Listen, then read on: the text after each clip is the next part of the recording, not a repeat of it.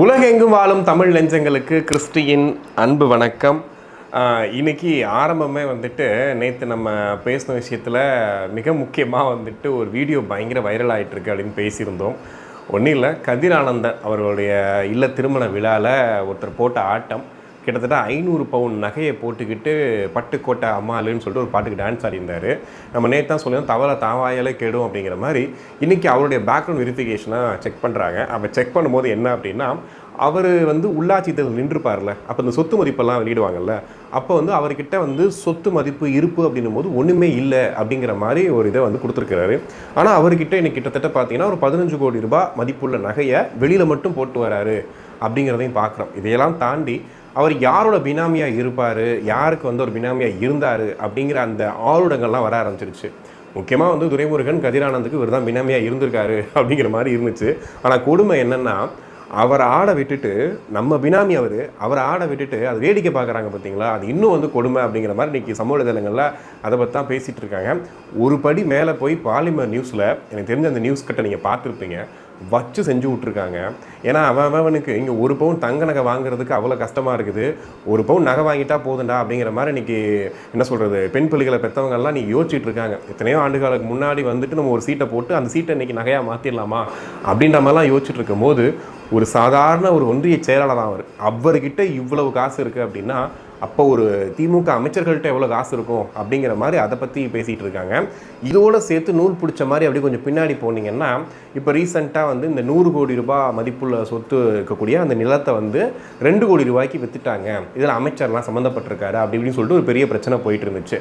அப்போது அந்த விஷயத்துக்கு அமைச்சர் விளக்கம் கொடுத்ததுக்கு அப்புறமும் இல்லை திமுக இதெல்லாம் ஏதோ ஒரு விஷயம் இருக்குன்ற மாதிரி சொல்லிக்கிட்டே இருந்தாங்க. இன்றைக்கி என்ன பண்ணுறாங்கன்னா, அமைச்சர் நிர்மல்குமார் ஒரு விளக்கம் கொடுத்துருக்காரு. ஒரு பேட்டியில் ரொம்ப காரசாரமாக ஒரு விஷயத்தையும் சொல்லியிருக்காரு. என்னென்னா, இதுக்கு முன்னாடி கடந்த 5 ஆண்டுகளாக யார் பத்திரப்பதிவுத்துறை அமைச்சராக இருந்தது உங்களுக்கு தெரியும் இல்லையா? மூர்த்தின்னு ஒருத்தர் இருந்தார்.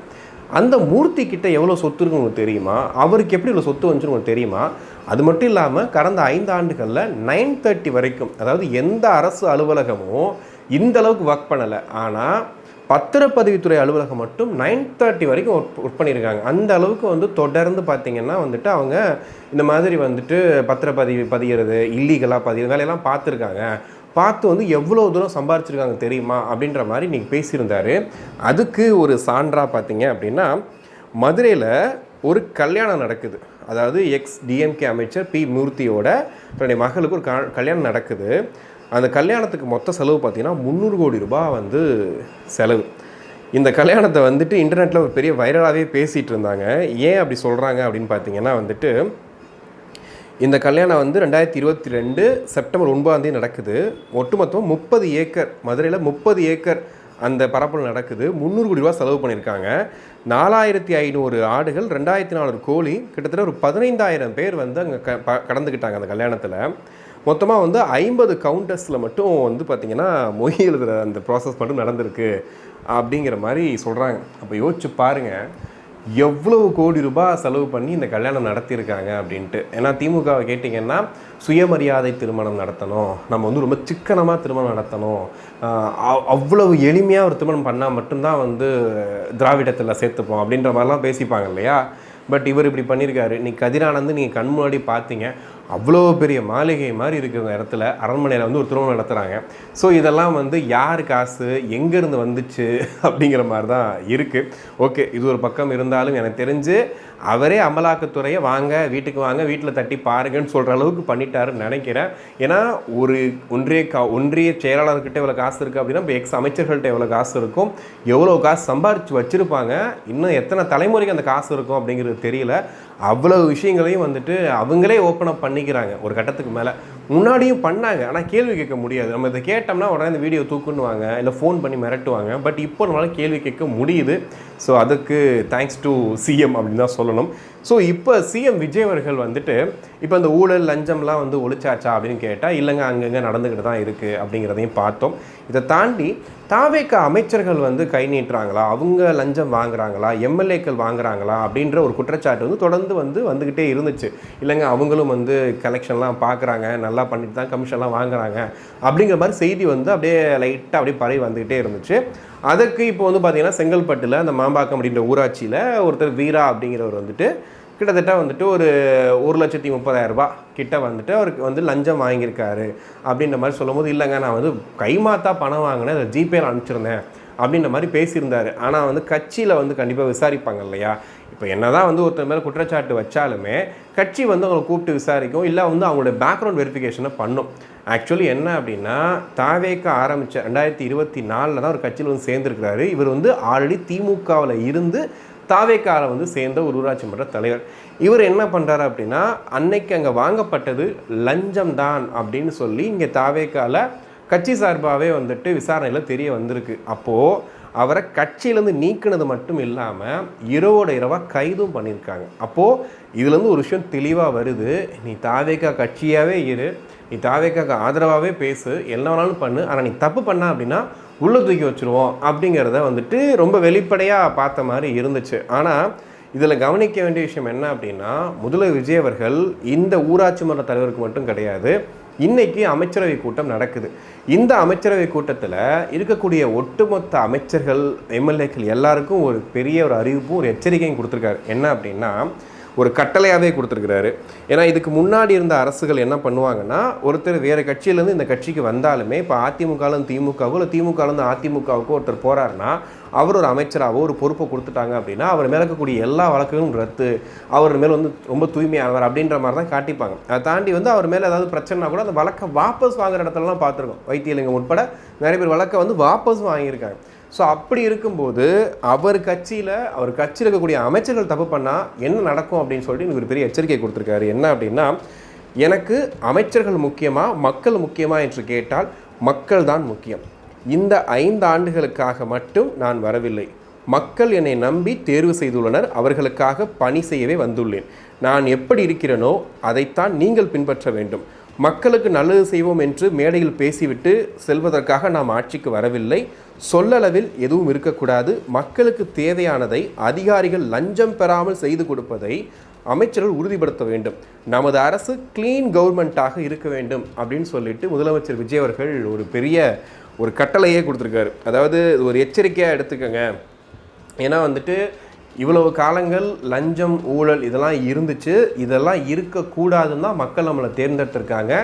இனிமேல் அது நடந்துச்சு அப்படின்னா கண்டிப்பாக வந்து நாங்கள் சும்மா இருக்க மாட்டேன் அப்படின்னு சொல்லியிருக்காரு. இதில் இன்னொரு விஷயத்தையும் பாராட்டி ஆகணும். என்ன அப்படின்னா, விர்ச்சுவல் வாரியர்ஸ் அப்படின்றவங்க.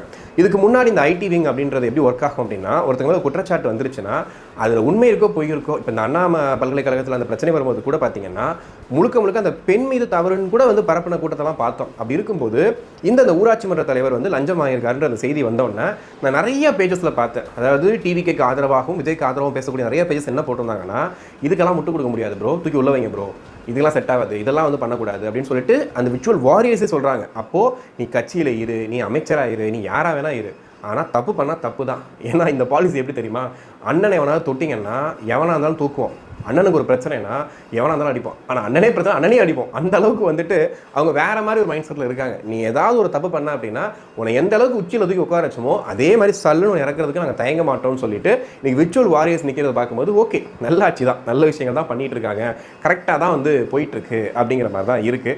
இதுக்கு மத்தியில் முன்னாள் அமைச்சர் ரகுபதி அவர்கள் ஒரு விஷயம் சொல்லியிருக்காரு. என்னென்னா, கொளத்தூரில் கொத்து போராட்டா போட்டாங்க அப்படிங்கிற மாதிரி வந்துட்டு சிஎம் விஜய் அவர்கள் பேசுகிறாரு.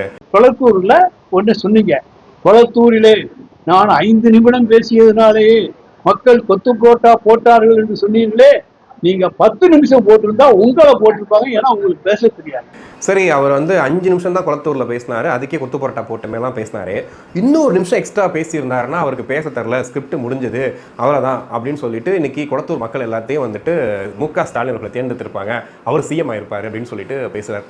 எனக்கு என்ன புரியலைன்னா, இப்போ இருக்கக்கூடிய திமுக முன்னாள் அமைச்சர்கள், இப்போ ராதாகிருஷ்ணன் இவர் பேசுகிறது, இந்த பரந்தாமன் பேசுறதெல்லாம் பார்க்கும்போது உண்மையிலே இவங்க தான் நம்ம இவ்வளோ நாள் ஆட்களாக நம்மளை ஆண்டுகிட்டு இருந்தாங்களா அப்படிங்கிற மாதிரி தோணுச்சு. இவங்கெல்லாம் முன்னாடி அமைச்சராக இருந்திருக்காங்க, முன்னாடி இவ்வளோ விஷயங்களை பண்ணியிருக்காங்க அப்படின்னும் போது ரொம்ப ஆச்சரியமாக இருக்குது.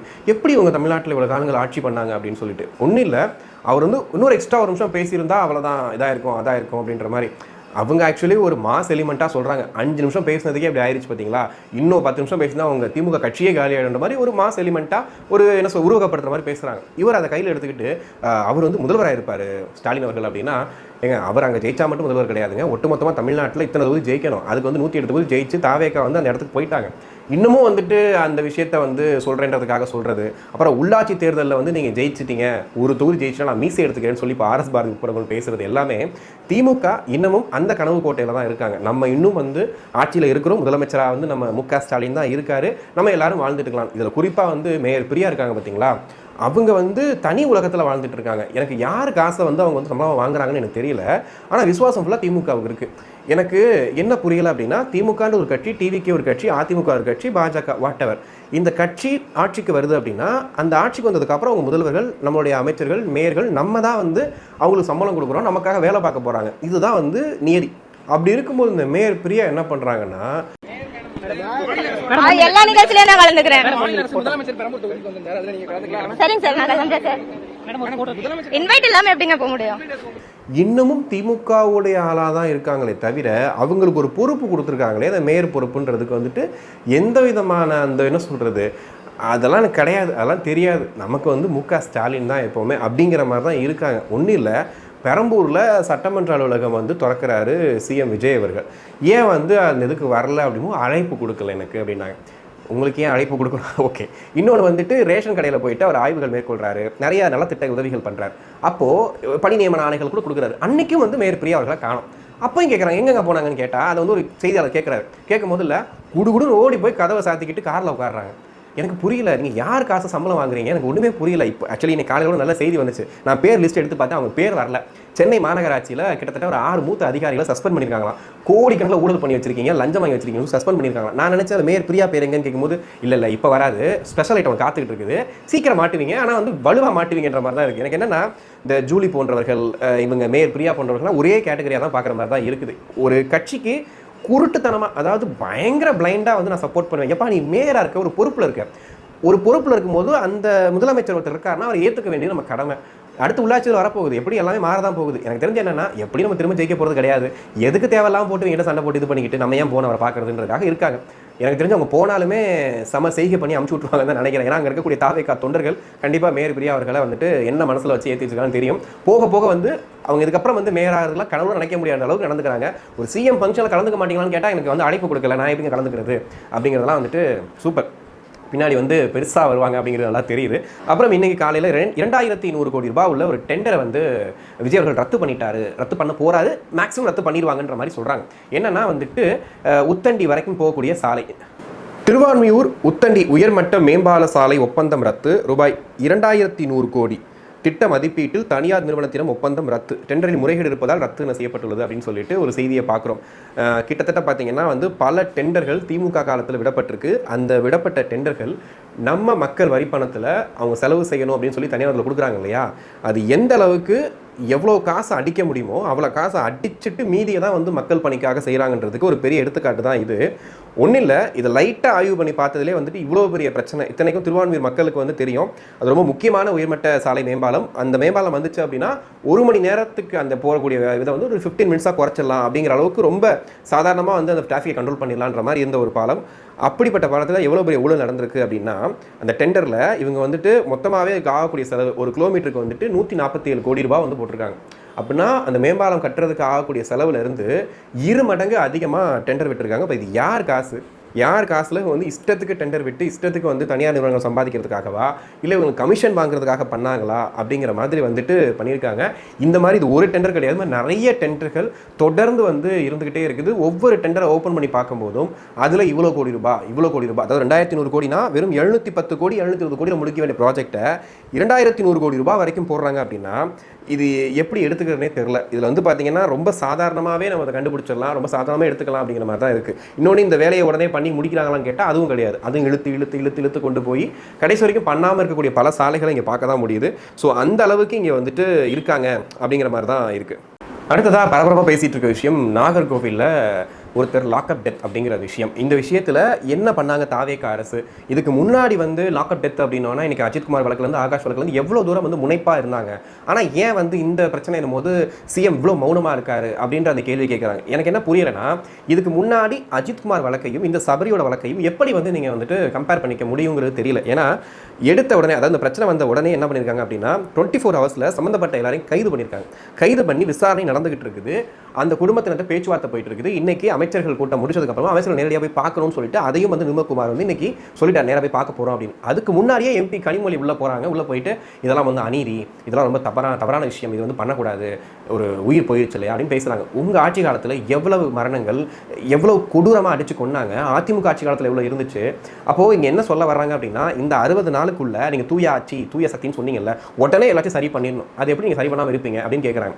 ஆக்சுவலி இங்கே அரசாங்கம் மாறி இருக்குது, ஆனால் அதிகாரிகள் அவங்களுடைய ஒரு காலம் இருக்கு இல்லையா, அது வரைக்கும் அவங்க வேலை செஞ்சு தான் இருப்பாங்க. அப்போ அப்படி தப்பு செஞ்ச அதிகாரிகளை கைது பண்ணாமல் விட்டாங்களா, இடமாற்றம் பண்ணாமல் விட்டாங்களா, இல்லை அவங்க மேலே நடவடிக்கை எடுக்காமல் இருந்தாங்களான்னு கேட்டால் நம்மளும் கேட்கலாம். ஓகே, தாவேக்கா தப்பு பண்ணுது, இப்பெல்லாம் பண்ணக்கூடாது, இதெல்லாம் கொடூரமான விஷயம் சொல்லிட்டு.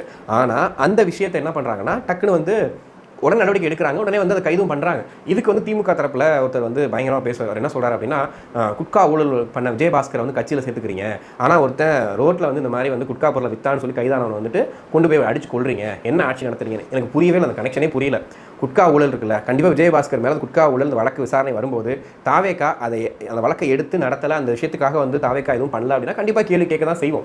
அதே சேம் டைம் அந்த விஷயமும் இந்த விஷயமும் சேமான்னு கேட்டால், ஒருத்தரை பிடிச்சிருக்காங்க, விசாரணை டைமில் போட்டு அடிச்சு கொண்டிருக்காங்க, தப்பு தான், அது கொலை தான், தப்பு தான். ஒருத்தர் வந்து லாக்அப் டெத் ஆகிறான் அப்படின்னா அந்த சம்மந்தப்பட்ட சிறை அதிகாரிகள் கண்டிப்பாக கைது செய்யப்படணும். அந்த விஷயத்தில் கரெக்டாக தான் தாவேக்கா நடந்திருக்காங்க, அதுதான் நடக்கலாம் நம்ம கேட்கலாம். ஆனால் இதையும் கையில் எடுத்து இன்னைக்கு வந்து திமுக பேசுகிறதா வந்து ரொம்ப காமெடியாக இருக்குது. ஆனால் அந்த விஷயத்தை பொறுத்த வரைக்கும் தாவேக்கா எடுத்த அந்த ஒரு நடவடிக்கை சரியானது.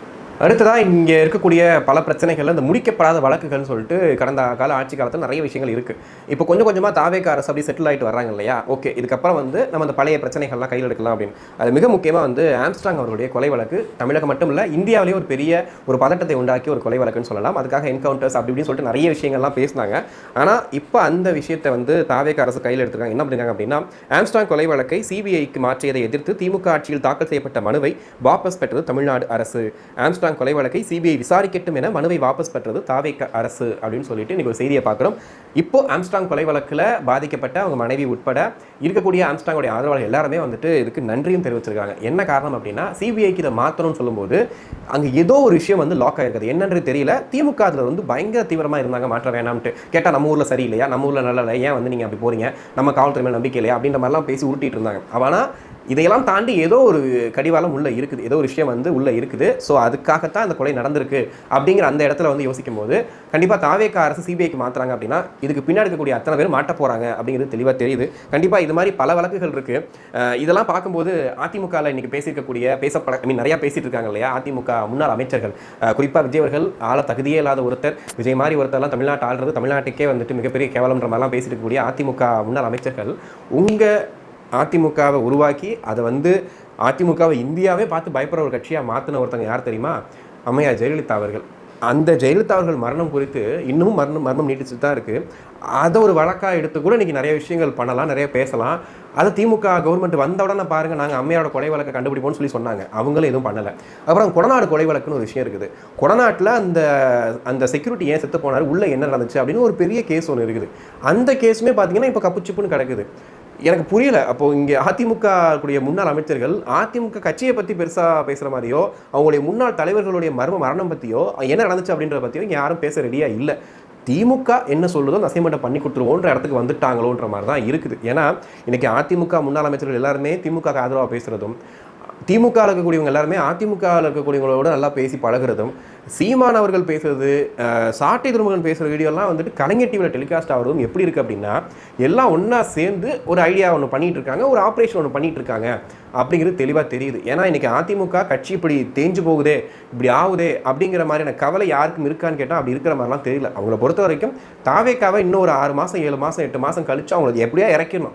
இறக்காமல் விட்டு 5 வருஷம் தாண்டிச்சு அப்படின்னா ஒரு 25 வருஷத்துக்கு அவர் பாட்டுக்கு அழகாக உட்காந்துருவாருன்ற அந்த பயம் வந்து கண்டிப்பாக அவங்களுக்கு வந்திருக்கு. அதோட வெளிப்பாடு தான் இதெல்லாம் அப்படிங்கிற மாதிரி தான் இருக்குது. இன்றைக்கி ஆம்ஸ்ட்ராங் வழக்கு எடுத்து பேசுகிறாங்க, சிபிஐ எடுக்குதுன்னும் போது எவ்வளோ சந்தோஷப்படுறோமோ அதே மாதிரி தான் இதுக்கு முன்னாடி தீர்க்கப்படாத வழக்குகள் நிறைய இருக்குது. அதெல்லாம் எடுத்து தோண்டி பார்க்கும்போது யார் குற்றவாளின்னு தெரிஞ்சிடும். ஆனால் அரசியலும் சம்மந்தப்பட்டிருக்கு அப்படின்னும் போது திமுக அதிமுக அதெல்லாம் ஒழட்டிக்கிட்டே இருந்தாங்க. இல்லை வேண்டாம், அப்புறம் பார்த்துக்கலாம், நீ வந்தால் நான் பார்த்து, நான் வந்து நீ பார்த்துக்கிறேன்னு சொல்லிட்டு நீங்கள் புதுசாக ஒரு கட்சி வந்திருக்கு இல்லையா, இவங்க என்ன பண்ணுறாங்க, எங்களுக்கு பிரச்சனையே இல்லை, எங்ககிட்ட எந்த ப்ராப்ளம் கிடையாது, நாங்கள் ஒன்று தூக்குறவான்னு சொல்லிட்டு இப்போ அவங்க உள்ளே இறங்கி பண்ணுறாங்க. கண்டிப்பாக வந்து அடுத்தடுத்த நடவடிக்கை எடுப்பாங்கன்னு நினைக்கிறேன். நேற்று வந்து வாட்ஸ்அப் நம்பர் ஒன்று கொடுத்துருந்தாரு முதல்வர் விஜய் அவர்கள் எங்கே லஞ்சம் நடந்தாலும் வந்து கொடுங்க, நீங்கள் உடனே வந்து தகவல் அனுப்புங்கன்னு சொல்லிட்டு, இதுதான் ஆல்ரெடி இந்தியாவில் ஃபுல்லாக இருக்குது, இதில் என்ன பெருசாக வந்து மாற்றம், பக்கத்து மாநிலத்தில் இருக்குது, எல்லா மாநிலத்திலுமே இருக்குது, இதில் என்ன பெருசாக நீங்கள் மாறிட போகுது அப்படின்னு கேட்கும்போது, இன்றைக்கி இந்த வாட்ஸ்அப் அப்படிங்கிற விஷயம் பயங்கர வைரலாக பரவலாக நிறைய பேர்ட்ட பேச பொருளாக மாறி இருக்குது. நிறைய அட்டை பக்கத்தில், அதாவது மெயின் பேப்பரில் மெயின் ஹெட்லைன்ஸாகவே இந்த விஷயத்தை வந்து போட்டிருக்காங்க. காரணம் என்ன அப்படின்னா, ரீல்ஸ் ஆச்சு, இவங்க டிஜிட்டலாக வந்துட்டாங்க, டிஜிட்டலாக வந்துட்டு இவங்க வந்து அப்படியே பரப்பிட்டாங்க அப்படிலாம் பேசுகிறாங்கல்ல. உண்மையிலேயே இது ரீல்ஸ் ஆச்சு தான், உண்மையிலே டிஜிட்டலாக தான் இது இருக்கணும் அப்படின்றதுக்கு எடுத்துக்காட்டு தான் இது எல்லாமே. ஒரு பிரச்சனை நடக்குது, ஒருத்தர் லஞ்சம் வாங்குறான், ஒரு VAO RI லஞ்சம் வாங்குறாங்க அப்படின்னா, அந்த இடத்துல நம்மளால் முடிஞ்ச வரைக்கும் அதை கேமராவில் எடுத்து அது ஒரு டைப் பண்ணி போடுறது இருக்குல்ல, அங்கே இருக்கிற ஒரு 10 பேரில் 8 பேருக்கு வாட்ஸ்அப் யூஸ் பண்ண தெரியும். 2 பேருக்கு வேணால் கொஞ்சம் வயசானவங்களாக இருப்பாங்க, கொஞ்சம் படிப்பறிவு இல்லைன்னா அவங்களுக்கு யூஸ் பண்ண தெரியாமல் இருக்கும். ஆனால் இன்றைக்கி எல்லாருக்கிட்டையுமே ஆண்ட்ராய்ட் ஃபோன் இருக்குது, வாட்ஸ்அப் இருக்குது. ஸோ அது மூலிமா நான் அனுப்பி அது CM செல்லுக்கு போய் அது டேரெக்டாக அதில் நடவடிக்கை எடுக்கிறாங்க அப்படின்னா, கண்டிப்பாக ஃபோனை பார்த்தாலே அதிகாரிகளுக்கு ஒரு பயம் வரும். நீங்கள் வேணா ஒரு அதிகாரி வந்து லஞ்சம் வாங்குறாங்க அப்படி பண்ணுறாங்க அப்படின்னா டக்குன்னு ஃபோன் எடுத்து பார்த்தீங்கன்னு வச்சுங்களேன், ஆஹா ஏதோ பண்ணுறானேன்னு சொல்லிட்டு நான் இருக்குது. முதல்வன் படம் இருக்குது, அது மாதிரி தான் இருக்குது. இந்த தமிழன் படத்தில் பேப்பர் எடுத்தவொடனே பஜ்ஜி கடைக்காரன் சொல்லுவார், ஐயா நான் வந்து உங்களுக்கு நல்ல எண்ணெயில் போட்டு கொடுத்துட்றையா மன்னிச்சிருங்கன்னு சொல்லுவார். அது மாதிரி இன்றைக்கி வாட்ஸ்அப்பை திறந்தாலே வந்து பயப்படுவாங்கன்ற அளவுக்கு இருக்குல்ல, அது வரையும் சந்தோஷம், ரொம்ப நிம்மதி அப்படிங்கிற மாதிரி தான் இருக்குது. இது தொடரணும், தொடர்ந்து இது மாதிரி நடந்துக்கிட்டே இருந்துச்சுன்னா நம்மளும் வாழ்த்துக்களை சொல்லிட்டு நிம்மதியான ஒரு நல்ல ஒரு சமுதாயம் உருவாகுது அப்படின்னும் போது ரொம்ப சந்தோஷமாக இருக்கும். ஸோ நீங்கள் இன்றைக்கி வீடியோ பார்த்துருப்பீங்க, உங்களுக்கு என்ன தோணுது? எனக்கு வந்து ஒரு பக்கம் வைத்தறிச்சலாகவும் இருக்குது, ஒரு பக்கம் வந்து மனநிறைவாக இருக்குன்னு சொல்லுவாங்கல்ல. ஒரு பக்கம் அந்த வாட்ஸ்அப் நம்பரில் லஞ்சம் ஊழல் இந்த பிரச்சனைலாம் சரியாகுது, முக்கியமான அதிகாரிகள் இடமாற்றம் பண்ணப்படுறாங்க, இப்போ அருண் IPS உட்பட்டவங்களாம் இடமாற்றம் பண்ணுறாங்கன்னா அப்படின்னா அவர் ஒரு ஒரு இது கொடுத்துருந்தாரு. ஓகே கொஞ்ச நாள் பாருங்கள் பார்ப்போம், இதெல்லாம் மாற்றிடுவோன்னு சொல்லிட்டு பார்த்தாரு, சரியாக வரல, ஏதோ ஏவா வேலு இந்த இன்னொரு பக்கம் சேகர் பாபு இவங்க கூடலாம் கொஞ்சம் கனெக்ஷன் அதிகமாக இருக்குன்ற மாதிரி ஃபீல் பண்ணாரான்னு தெரியல, டக்குன்னு அவர் தூக்கி வேறு ஒரு துறையில் மாற்றி விட்டாப்புல. அதே மாதிரி இன்னொரு பக்கம் வைத்தறிச்சல் அப்படின்னா ஒரு அந்த அவர் போட்ட ஆட்டம் தான், பட்டுக்கோட்டை அம்மாளுன்னு போட்டு ஒரு டான்ஸ் ஆடுறாரு இல்லையா.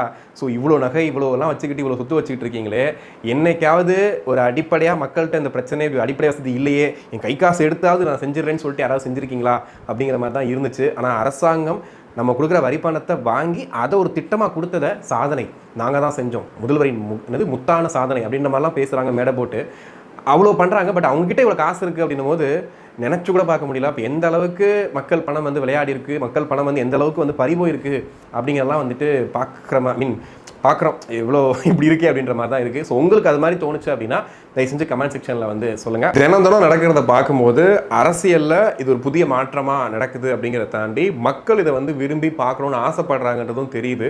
நம்ம வீடியோ தொடர்ந்து பார்க்குறவங்களுக்கு தெரிஞ்சிருக்கோம், பெரிய பெரிய விஷயங்கள் ரொம்ப எளிமையாக யதார்த்தமாக மக்களுக்கு புரிகிற மாதிரி நீங்கள் சமைச்சிட்டு இருப்பீங்க, வண்டி ஓட்டிகிட்டு இருப்பீங்க, சில பேர் ஹெட்செட்டில் கேட்டுட்டு இருப்பீங்க.